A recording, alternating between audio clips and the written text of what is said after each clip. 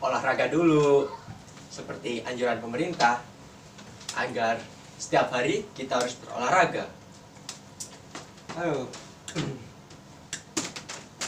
Setelah olahraga, enaknya sih sebenarnya bercerita. Namun kali ini bercerita tentang apa ya? Oh iya, saya ada cerita menarik. Alkisah.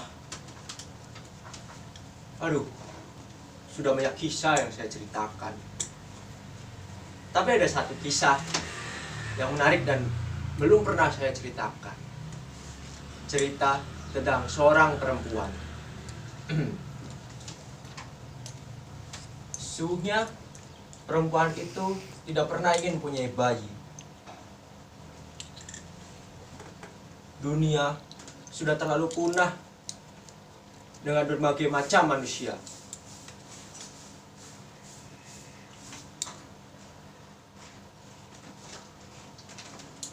Sepertinya teori tentang wakil Tuhan telah salah.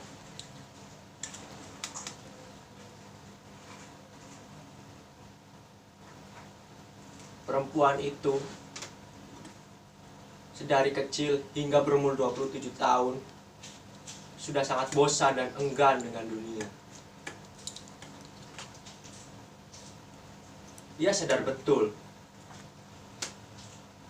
tapi ia tidak bisa apa-apa karena semuanya sudah tercantum dalam kitab suci yang diwariskan oleh keluarganya. Katanya, Tuhan mengetahui apa-apa yang tidak diketahui oleh makhluknya. Bahkan ketika setan protes mengenai eksistensinya, setan itu dengan kritis menanyakan bahwa kenapa jika ia sudah diberi tempat, ia tetap saja ditugaskan untuk mengganggu manusia. Sepertinya setan sudah mulai bosan. Namun Tuhan menjawab, ia lebih tahu dari segalanya.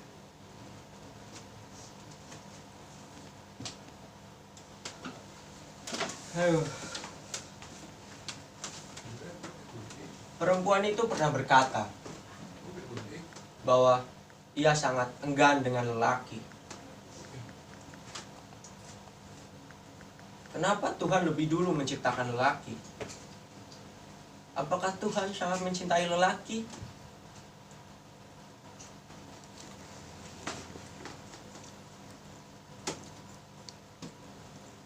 Perempuan itu mengatakan bahwa bagaimana jika yang diciptakan dahulu adalah perempuan,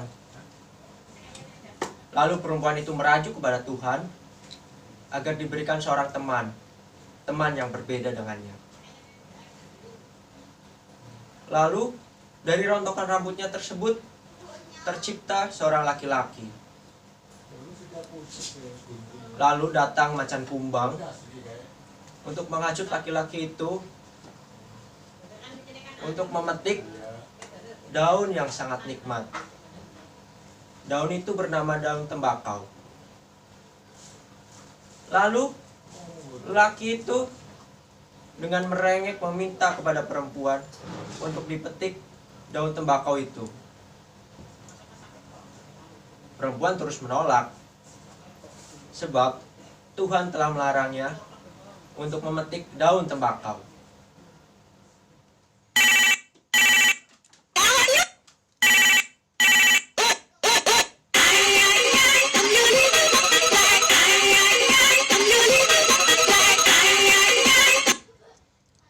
Halo? Ada apa? Sebentar, saya sedang bercerita di sini. Jangan ganggu saya terlebih dahulu.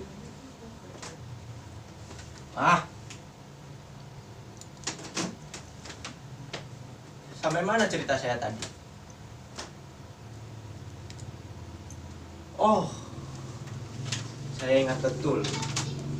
ketika perempuan itu mengatakan bahwa ia sangat enggan kepada lelaki, hingga ia tak mau menikah. Ia sangat benci kepada lelaki. Namun, ia juga mengatakan bahwa dia pernah bertemu dengan seorang lelaki. Lelaki itu berkata bahwa ia adalah lelaki yang turun pertama kali bersama Adam. Namun sayangnya, ia kalah taruhan. Mereka bertaruh. Jika mereka benar, warna apa yang akan menghiasi apel, maka yang tebakannya benar tersebut akan terlahir dahulu. Dan yang salah akan terlahir 100 juta tahun kemudian. Namun sayang, lelaki itu kalah dalam taruhannya. Sebab dia menjawab dengan warna ungu, sedangkan Adam warna merah. Dan ya, apel itu berwarna merah. Lantas cerita itu membuat wanita terkesima.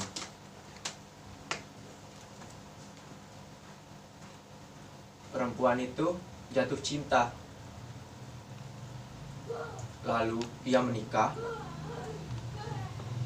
Dan dengan dendamnya kepada Adam dan juga keengganannya pada manusia, laki-laki dan perempuan itu sepakat untuk tidak memiliki anak.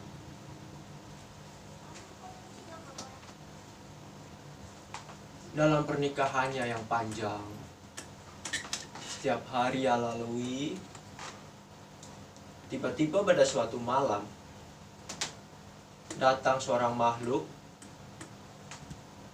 yang menyerupai monyet dan manusia. Seperti itu katanya. Lalu makhluk itu berkata, segera singkirkanlah gagasan itu, gagasan untuk tidak mempunyai anak. Karena bayi yang ada di kandungan kalian adalah cahaya.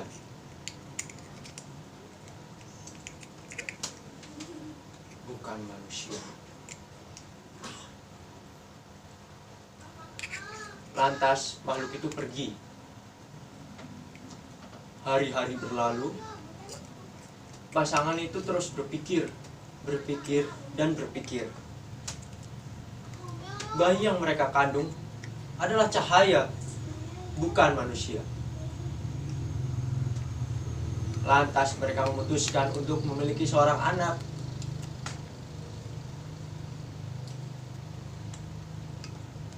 Ya, akhirnya perempuan itu pun mengandung cahaya.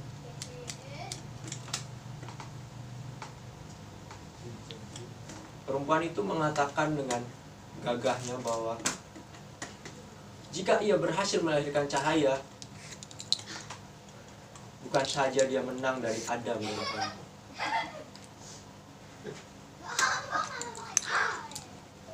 dia telah berhasil.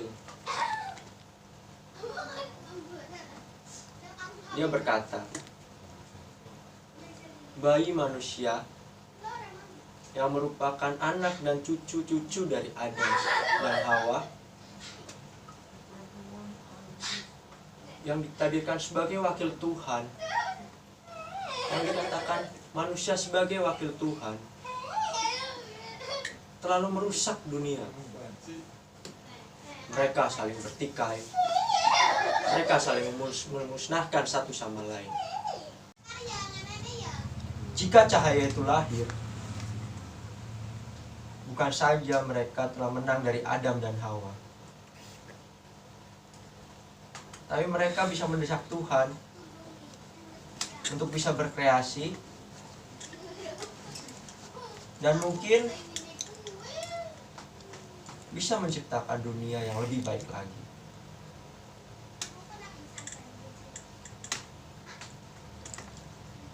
Laki-laki dan perempuan itu dengan senang hati terus merawat.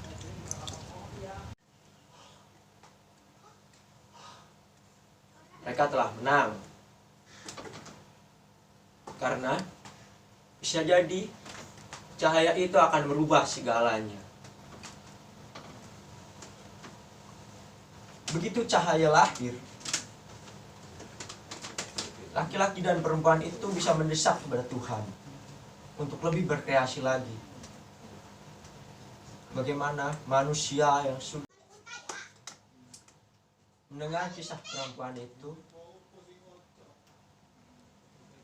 lantas saya berpikir, mungkin ada benarnya juga perempuan itu. Atau mungkin perempuan itu terlalu berambisi terhadap dunia. Mungkin saja dia telah kalah. Tapi yang saya garis bawah di sini adalah mendengar kisah perempuan itu, mendadak saya terpesona.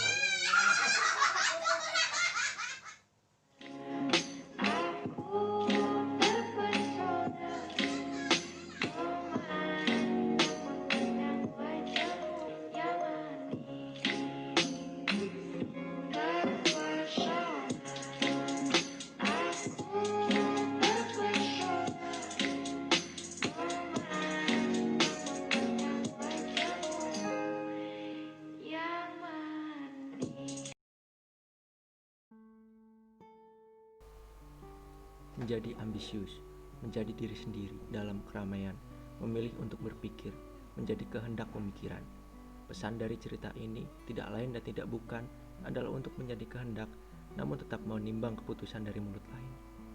Karena sejatinya, kita tetap saja makhluk yang memiliki batasan. Kehendak yang kita ambil tidak sepenuhnya mutlak.